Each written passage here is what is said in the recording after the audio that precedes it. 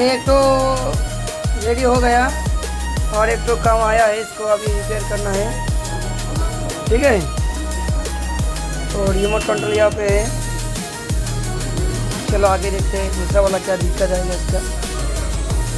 चलो बाय।